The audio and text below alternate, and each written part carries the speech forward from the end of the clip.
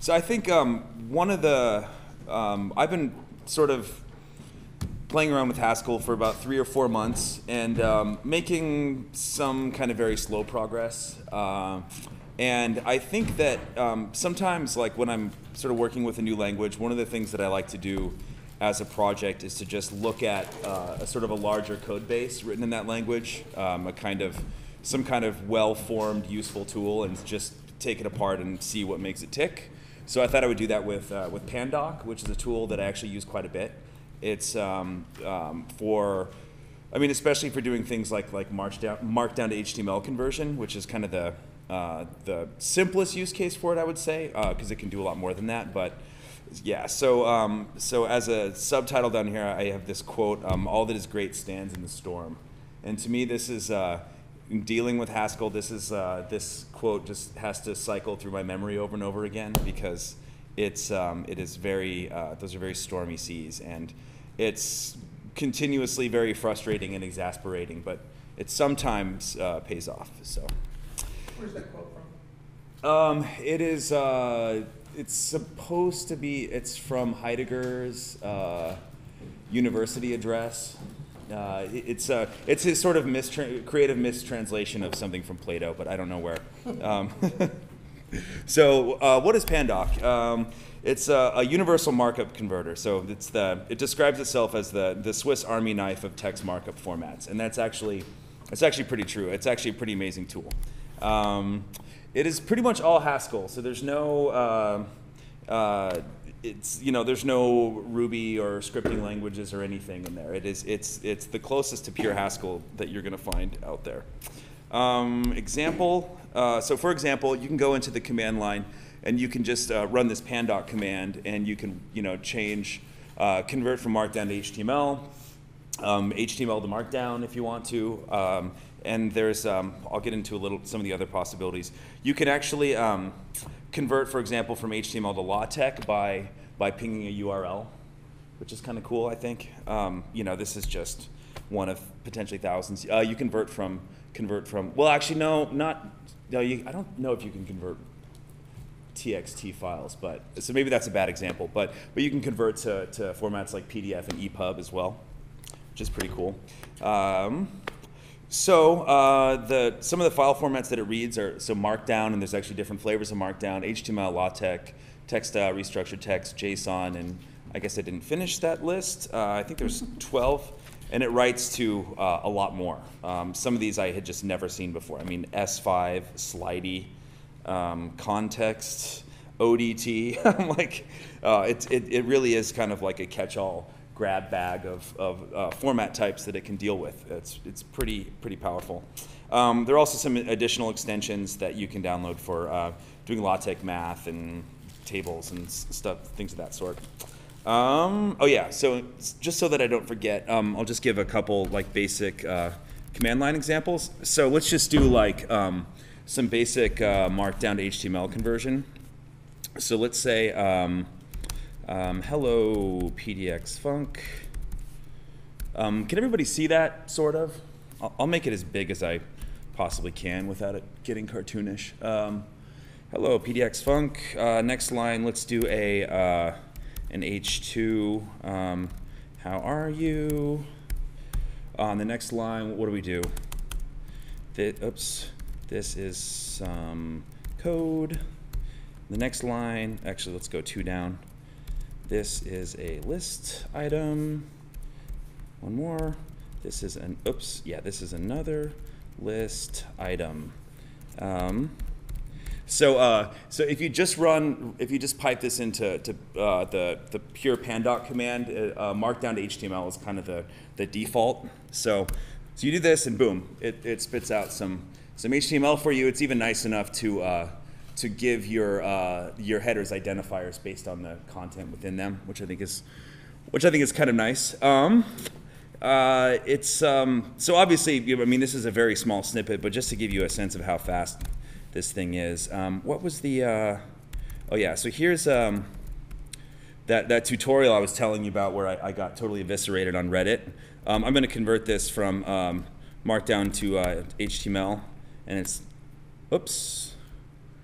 What did I do? You dash O. Oh, okay. Oh, yeah, that's right. So dash O. I think this work. There we go. So we open up. There's an X though. Where? On your prompt. My prompt. Like maybe it had a battery. Oh no, that's based on Git status. Yeah, that's just like that's just oh my Zeesh tomfoolery going on there. So you open up this HTML file, and it's actually a pretty substantial file. So that and that was accomplished in milliseconds. So it's actually pretty powerful, pretty robust thing. Where was I? So let's get through all this. So why Haskell? Well, I don't exactly know why it was written in Haskell, but I can sort of take a couple guesses. So performance vis-a-vis scripting languages. I don't have any specific benchmarks for this, but I'm sure if you wrote a tool like this for Ruby that did all of these possible conversions, or Ruby or Python or whatever, would probably be considerably slower. The usual stuff that we like with functional languages like type safety. There's also this very nice text.parsec library in Haskell. I'm presuming that's a Star Wars reference to the Millennium Falcon. Does anybody know if that's a? I don't think so. The actual unit of measurement is a parsec. Yeah, exactly. The Castle Run in 12 parsecs. Is that what that's a reference to? Well, Is the word parse? yes, but Oh, is there? I think probably predates. Oh, okay. It's Gotcha. This and Star Wars are both referencing Okay, the gotcha. astronomical term. Gotcha. Okay. The thing about that quote is it doesn't really make any sense because it's a unit of distance. Right. Yeah, exactly. So It sounds nice though. It has a nice ring to it. There's a debate of that. What that meant was he was bragging about the navigation computer on the Millennium Falcon being able to generate a route that was that short. Oh, gotcha. Okay. Through a complicated area of space. Okay. Cool. someone called them out on it. Hey, parsec. Look at you start. Yeah. It's the last time I make a Star Wars reference in a tech talk. Last time ever. No, I'm kidding. So there's this nice text.parsec library that precedes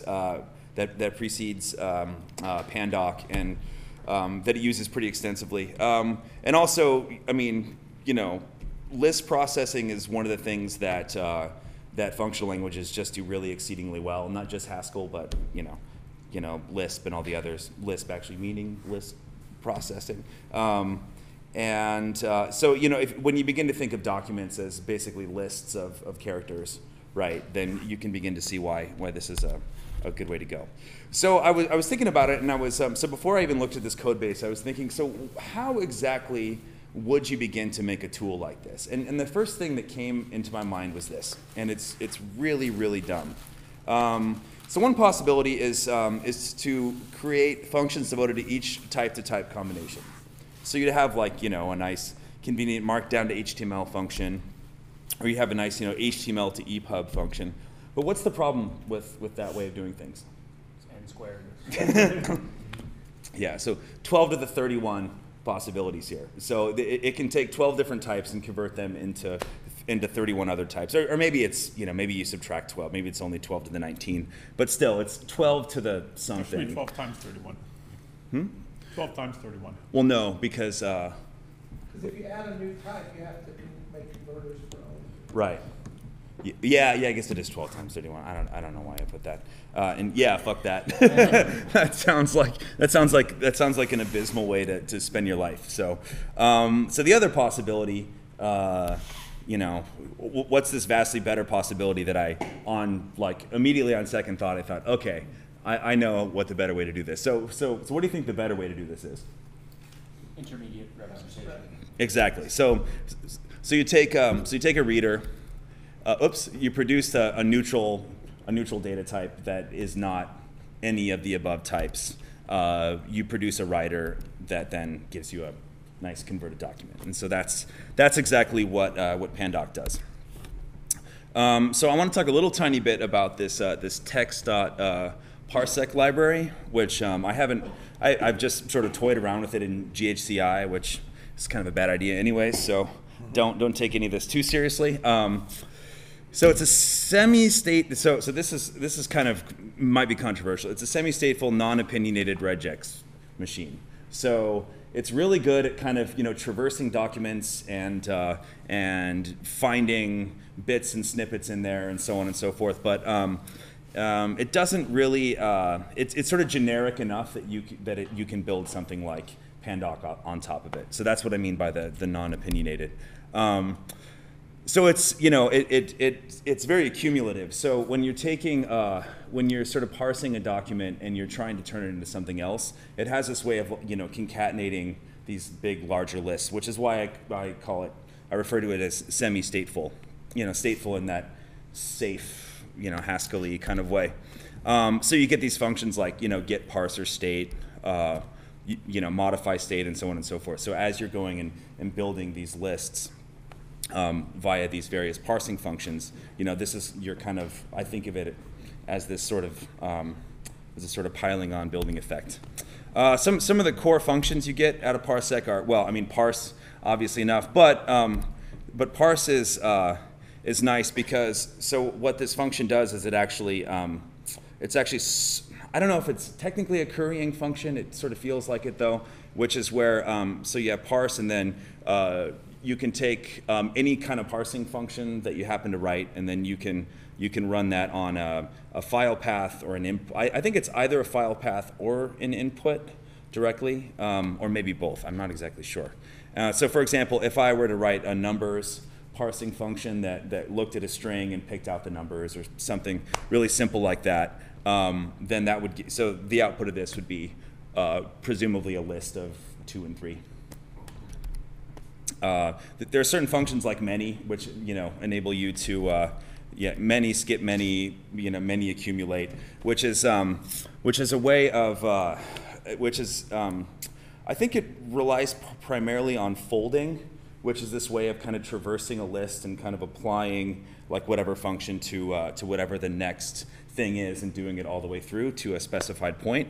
That specified point can be the end of the file. It can be the next instantiation of a certain regular expression, or so on and so forth. I would imagine that parse numbers line would fail. It might, yeah. But, I mean, it depends on how you define the parser. I mean, it could return, say, nothing, just 2 and just 3, or something like that. Yeah. I mean, it could. I mean, depending on depending on how you set the function up, of course. So that may not be a great example. I forget where exactly in the code base this is, but it relies on parsec pretty explicitly. So there's this core parser data type that it basically just takes directly from parsec, as far as I can tell. What was the difference between many and many EQ? Oh, I think so many. I forget exactly what the sort of functional type is of many. Is it kind of like a star in regex? Yeah. Yeah. Like a star, 0 or more. Yeah, 0 or more. Yeah, exactly. And so many accum I think is essentially like. I don't know. Lyle, do you know? I don't know, but I could guess that maybe as you accumulate many of something, then you're feeding it to some function that's processing the accumulated list up to that point rather Right. than the individual element. But I don't know. I know in data.list you have the interesting named mathecuml stuff. So, I could jump in. Oh, it's Many probably is given parser T, a CUMA, which is just a parser. It turns it from a parser of type A to a parser of type list of A. So Okay. Many accum takes a accumulator function that is from A to list of A to list of A, Right. parser of A to parser of list of A. So then it just gives you probably if you want to make it a list without duplicates, for example, you can say check if this is an lem, then con. If this is an lem, then in, otherwise con. Okay. Cool. So, so the basic flow of how Pandoc works is so you take these like I said before, there are these certain core neutral data types. And I don't know, I guess neutral data types, I'm not quite sure what that means. I just mean neutral in the sense of standing apart from the various document types and able to act as a kind of universal mediating interface between them. So one of them is this data type Pandoc, which is just a list of blocks. And I'll get into blocks in a second here. And a block, so this is not proper Haskell syntax. Block is basically is a, oh, that's not right, is it? Okay, forget what I just did there. I'll show you what a block is in a second. So you have you basically have blocks and inlines are your two kind of core data types that that go in to produce Pandocs, and there's a couple other important ones. You also have these various readers. So for the different possible input data types, you have a specialized reader for each of those. So there's it'll apply a parser to the different document types, and we'll convert this into the neutral Pandoc data type. And documents are treated as essentially as lists. Nothing terribly surprising about that. And then, of course, for the data types, the document types that you can convert to, there's a specified writer for each of those. So converts neutral data type into a document, and again, documents are just structured lists. So I will go in and show a couple things. So this is just taking snippets of out of some of these various files. So so this Pandoc data type, as you can see, is basically consists of this sort of doc meta stuff, which is things like basically anything that doesn't belong to the document body. So it's like title, author, date, and it's just a list of these sort of meta values. Then the document body is everywhere and always just a list of blocks, and the blocks are kind of like the universal atomic element that goes into producing everything else. Yeah, so this meta stuff right here is just also not proper Haskell syntax. I'm just writing this in as things like doc title, doc authors, doc date, etc. So what are these all important blocks? Well, a block. So when you see this syntax in Haskell, what this basically means, and there's a bunch of different ways that you can write this out, but these sort of pipes right here are basically just OR. So a block can be of type just a plain inline, and so these are things like strings, emphasis, strong, code, subscript. I mean, basically some of the core. I mean, when you think about HTML tags, for example, like some things like that. I'm not sure what all of these mean.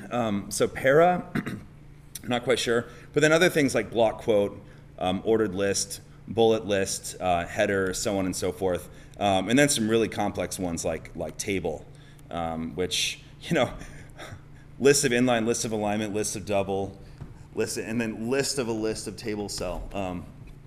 You can tell that you start getting these really deep nested levels within lists. But I mean, this is the kind of thing that Haskell does extremely well, and it doesn't ever skip a beat. So what are these inline data types? Well, you have things like just basic strings. You have emphasis, small cap, subscript, superscript. So these types of things are probably more commonly found in document types like LaTeX than they are in HTML. Although you can do them all in HTML if you want. And there's some really fancy stuff like when you start getting into the mathematical stuff, and you'll see in the code base all kinds of there'll be a function sort of doing something kind of simple, and it's like, oh, but we have to make an exception for all this crazy math stuff. And so that these functions that could be 5 lines end up being like 100, which is pretty common. And so of course, as always, you can have these recursive data structures. So you have inline is like, well, one of the possibilities is a strong, which can be a set of inlines in of themselves. So like, and this is actually pretty common. So for example, when you're doing stuff with JSON in Haskell, for example, or in functional languages, well, I mean, one of the possible types, or one of the possible things that you can find within a JSON object is another JSON object, for example, and this kind of recursion is no big deal whatsoever, which I think is pretty cool. And so your various available readers, you know, so this is essentially taking, you know, your command line output, like what you're telling it to do, or it's doing some kind of parsing. I haven't really looked at the code for the actual command line stuff because, I don't know, shell scripting in Haskell sounds like kind of a pain in the ass to me, but people do it. And so these are the various readers, and for each of them, you know, you have this specified set of anonymous functions that sort of tell Pandoc what to do next. And then you of course have this this set of corresponding writers, which is a pretty heady list. And so Pandoc is I think it's like a 7-year-old project, and you know, you can kind of tell that a lot of work's been put into it, because I've gone back and looked at videos and tutorials from even a couple years ago, and the code base is just radically more it's just radically different nowadays. So yeah, so that gives like some of our core data types, and we have these readers and these writers floating around. So so what do they look like? Well, so for example, like let's take a markdown to HTML conversion. So this is the part of the talk where it starts to get really super janky, by the way. So because this is basically just me taking out snippets of these. I mean, here's the markdown reader file, for example, and it's like, so this is just me like sort of cherry picking some of the functions that I find more interesting than others. So so there's this core. So within the markdown reader, there's this core data type, which is the markdown parser, which is going to do stuff with big lists of characters, and it's going to modify parser state, and it's going to do big things like that. So I think one of the more kind of heavy lifting sort of functions is this parse markdown function, which is basically, you know, so it's doing stuff. It's like it's updating state. When I'd imagine it's like in the process of, I don't know, like is it during the conversion process that this state is going on or something? I'm never quite sure how.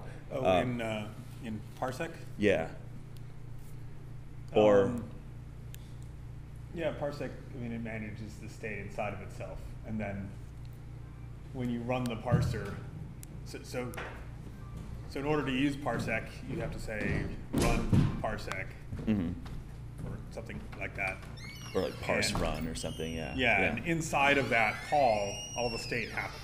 Right. So once you return from that call, you're back in pure land. Right. You think the state could be like, I'm in the middle of parsing a list right now or something, and so it has an idea what to do with the next line of input, or like I'm in some intermediate state. Right. Well, I think it's exactly the kind of state that sort of by definition, you know, has to transpire when you're doing anything with lists, because it's like I'm doing it to this element and then this one and then this one, and it's, you know, and the and then is kind of semi-stateful, but the whole transaction when you finish sort of going through the entire list, then it's like, okay, I'm done. You know, so it's sort of like suspending state while it's going through. So if you were doing like so for example, if I go into like GHCI and I do like, it's like, so this is actually semi-stateful but not really stateful, because this is not done. Well, So it's the I/O that's stateful. Right, exactly. The calculation of that list is not stateful. Right, exactly, yeah. So I think that's Usually, I mean, traditionally, where the parser is, it's implemented as a monad, it's a state monad essentially, right? So kind of, Yeah. and it's like you say, it's within the, it's within that data type that it basically has. It takes a, you know, parser, and it kind of, and what it returns out of there is kind of another parser that has the, whatever it parsed was kind of, you know, added on to the state part, and then it also returns the remainder of what's to be parsed, essentially, right? So you just kind of keep. The main point of state in parsec, or the most common usage of it, is to keep track of the position in the source. So, like, what line number and column number am I at? Okay. If you just write most, you know, simple parsers that you write in parsec, that's the only state that's used. I see. They're probably using the state to keep track of something else here. Mm-hmm. Because you can store whatever you want in there. But I don't know what that is. Yeah. So to me, I think that the kind of the sort of real heavy lifting is going on in these two lines right here. So you're getting this blocks list by, so this parse blocks is basically going to traverse whatever is going to traverse this markdown document, and it's going to produce these neutral data type blocks. And then this state is going to be,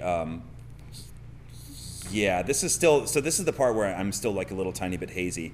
But then when you get down here, so what this function is returning is, you know, this sort of bibliographical sort of meta information, I guess. And then this, you know, so set title, set author, set date. And this B is from this builders.hs file. I'll go over in just a second. So those must be things that are being stored in the state: the title, the authors, the date. Yeah, exactly. Yeah. And dollar. Right. So this but runf is someplace else that's going to be setting it. This is retrieving the Right. values that were found.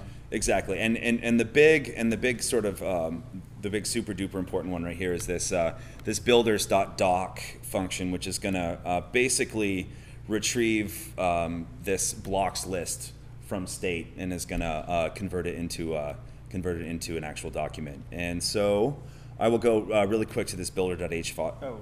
Oh, sorry, go ahead. Sorry, I was going to say. So I think the idea is that when you parse something, the simplest way to parse it is in a context-free way, which means that when you parse a certain piece of that text, you don't care what happened outside of that. So when you use the state, it's context sensitive, meaning that I actually do care what happened outside of the context that I'm currently parsing. Okay. And a reason that you would normally use context sensitive parsing when you're parsing a programming language, for example, is to handle types or variable, like typing of variables. But it's usually done as a separate pass. But they're handling this state within the same pass that they're doing all the other parsing. Probably doing things like footnotes and Yeah, citations and stuff. yeah. So it's grabbing onto footnotes, grabbing onto the title and the author. So basically, it's just these are sort of variables that are getting filled in as it's going through, because it doesn't know where it's going to find. It doesn't know where in the whole document it's going to find the author information or the title, because these different document formats store them in different places. So if in this particular format there were always a particular spot within the hierarchy that the author was stored, it wouldn't need this state, because it would be part of the structure and it would just know that that's where it is. But it's, Oh, okay. I think it needs the state because it might encounter this at any point during the processing. Right. It needs to keep track of it. Gotcha. Okay. Yeah, that's really well explained. Yeah, it did mention like a citation type in that the abstract neutral structure, and I guess to build up cross references as it's parsing that, you would need some kind of state for that. Right. Okay.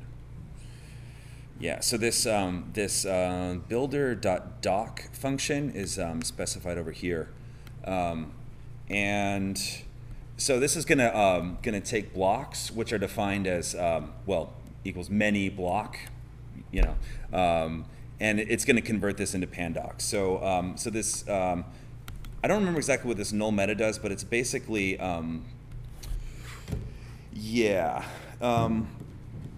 this syntax is a little bit weird to me, but but it's basically, well, how would you describe this? This is like, so The I mean, it's pretty syntax clear of what the type two. signature, you mean? Yeah, so it's pretty clear. No, down below. So it's pretty clear what toList does. It's producing this list of blocks. No, I'm sorry. It's composing two functions. So it's, right. It's taking the blocks and converting them into a list. Right. And then it's constructing a Pandoc. Right, which is structure itself a out of list. Yeah. Data structure, which takes, and a Pandoc is a constructor that has two arguments, apparently. So I imagine The second one is a list. Oh, that's right. Yeah. So the null meta is basically saying It's filling in the first argument. Yeah, it's filling There's in no metadata. the first argument with no metadata, which then so then once this is, so whenever you see these $signs, it's basically, it basically starts here and goes backwards, right? And so this is basically specifying that there's no metadata, and then it's going through and setting a date, setting author, setting title, right? Okay, gotcha. And so then this this parse blocks function ends up being so this markdown parser. So you know, I was curious what this f blocks thing is. It actually turns out that the f is so it's importing this data.foldable. And this is this folding left and folding right is this way of kind of traversing lists. And so this gets you certain functions that you see pretty often in Haskell: fold map, fold right, fold left, and so on and so forth. So you have this sort of this, you know, blocks, which is many block, and it's specifying that you know, that it's foldable. And so the markdown parser is taking that, and it's basically concatenating the result of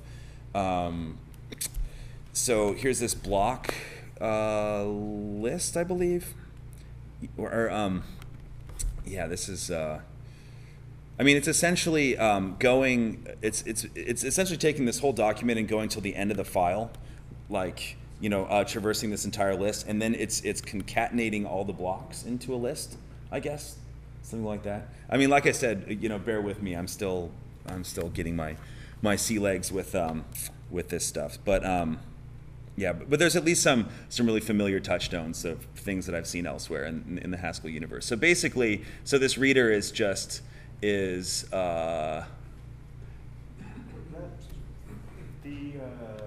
well, there's an alias for map. So Ref map. yeah, so it's across some whatever f is. Applying concat across some structure, maybe a list of stuff. Or right. Right.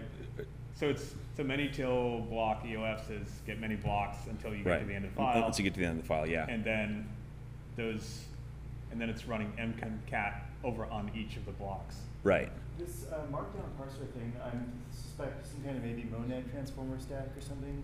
So maybe that's what it's doing, the f map across the, like an I. Right. Or something. No, Okay. Markdown parser is just parser char, parser state. But there's this do notation inside part of the mark that makes me think some kind of monad. Well, whatever f is, isn't that the Well, a stack, there's no lifting involved. what's f? It's down below. Oh, right, data foldable, right. Yeah. Just like either applied to something as an argument, but just either monad, but either just as itself as the monad. Okay. Either E is the monad. Oh, okay. Interesting. Okay. So, anything else? Yeah, nothing really interesting left in there. Yeah, so that's kind of like the basic gist of what this Markdown reader is up to. It's basically, you know, concatenating this larger list of blocks by traversing this the original document and doing regexe type of things to make these blocks. And then there's on the other, so now we have this big list. So it's this Pandoc data type that's a list of blocks. So now it's like, well, that's great, we have a list of blocks, but you know, human beings don't read lists of blocks. They read, you know, web pages and PDFs and whatever. So now on the other side of things, we have an HTML writer, and this is I mean, this is similarly, you know, dreadful. But you know, I think that sort of the core of this thing is this sort of Pandoc to HTML converter right here, which is taking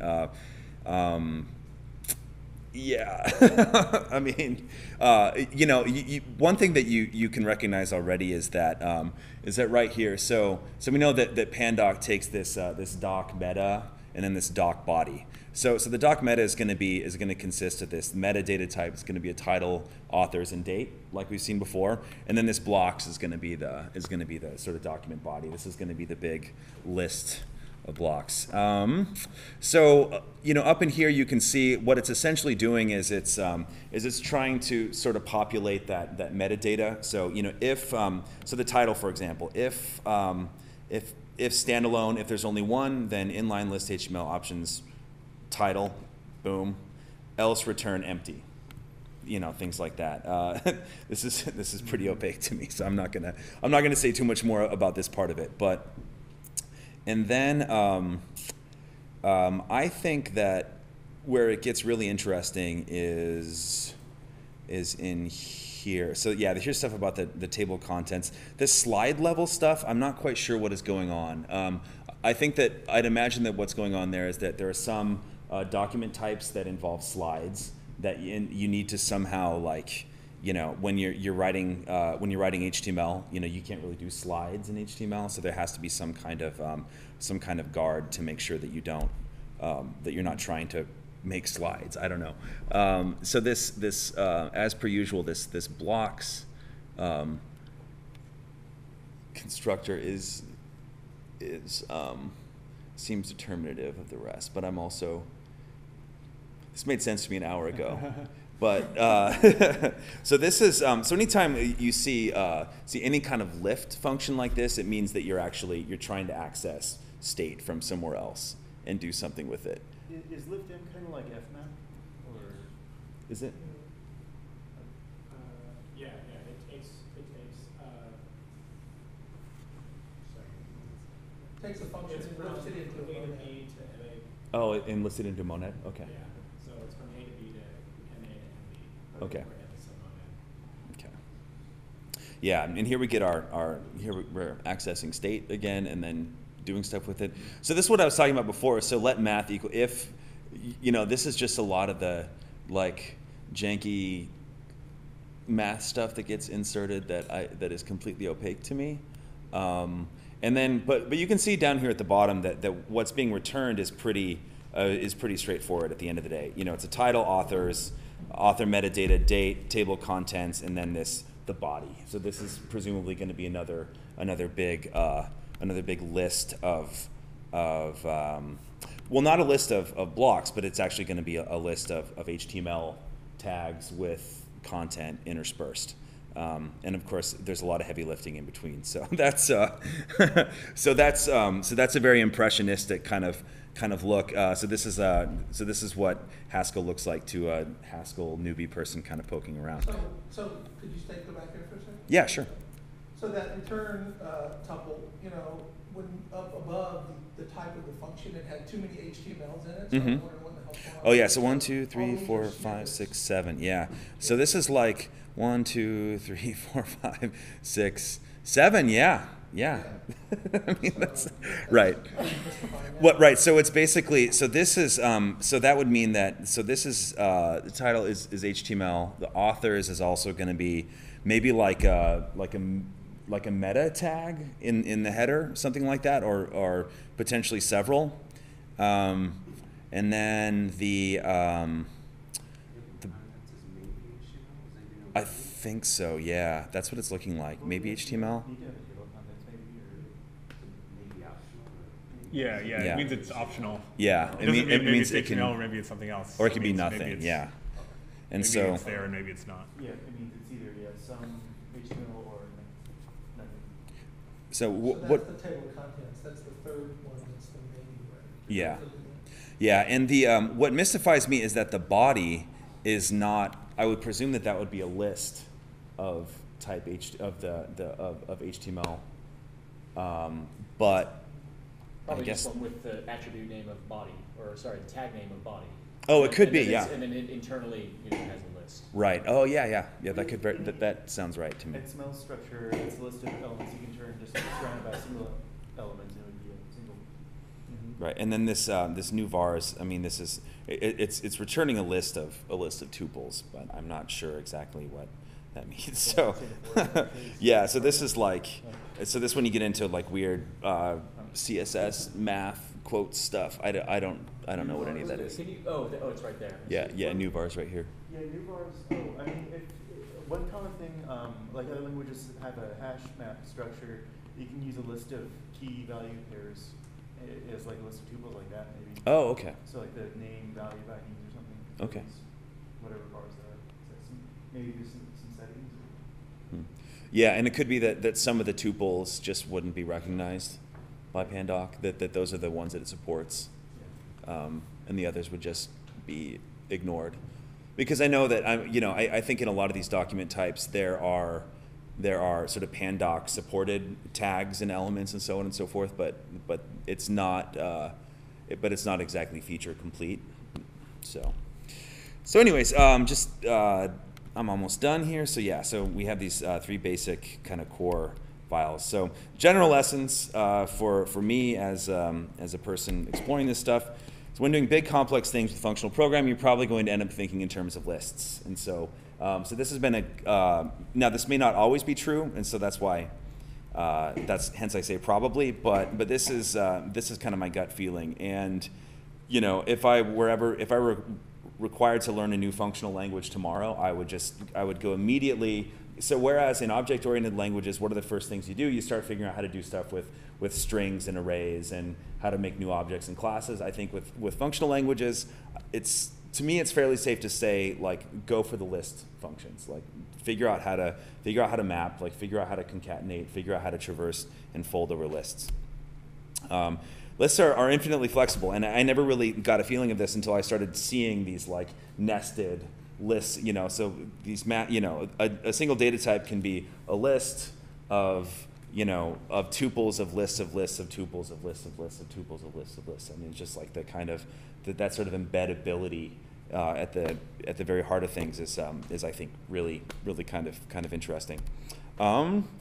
It's also it's hard to it's not that it's hard to escape state entirely, but it seems to me that it's hard to escape thinking about state entirely. So you'd think like, oh, Pandoc, we're basically converting lists into other lists. Like clearly, like we're safe from having to think in stateful-esque terms, but I think it's pretty clear to me at least that there's still some of that going on for reasons that Lyle expressed a lot more eloquently than I did.